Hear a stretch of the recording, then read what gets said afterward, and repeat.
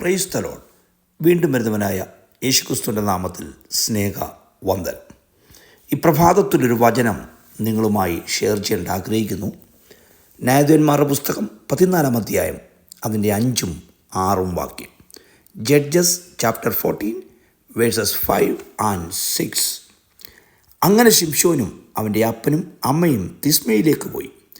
തിസ്മയ്ക്കരികെയുള്ള മുന്തിരിത്തോട്ടത്തിലെത്തിയപ്പോൾ ഒരു ബാലസിംഹം അവൻ്റെ നേരെ അലറി വന്നു. അപ്പോൾ യഹോവയുടെ ആത്മാവ് അവൻ്റെ മേൽ വന്നു. കയ്യിലൊന്നും ഇല്ലാതിരിക്കെ അവനതിനെ ഒരു ആട്ടിൻകുട്ടിയെപ്പോലെ കീറിക്കളഞ്ഞു. താൻ ചെയ്തത് അപ്പനോടും അമ്മയോടും പറഞ്ഞില്ല. നോക്കുക, കയ്യിൽ ഒന്നും ഇല്ലാതിരിക്കെ തൻ്റെ മുൻപിൽ വന്ന ഒരു ബാലസിംഹത്തെ ആട്ടിൻകുട്ടിയെപ്പോലെ കീറിക്കളഞ്ഞു.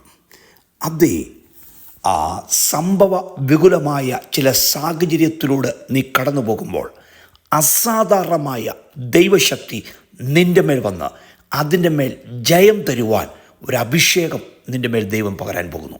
അതേ, നീ ജയിക്കാൻ പോകുകയാണ്. നിൻ്റെ മേൽ അസാധാരണമായ ശക്തിയെ പകർന്ന് നീ ജയിക്കുവാനായി ദൈവം ആഗ്രഹിക്കുന്നു. അതേ, നീ ജയിക്കാൻ പോകുകയാണ്.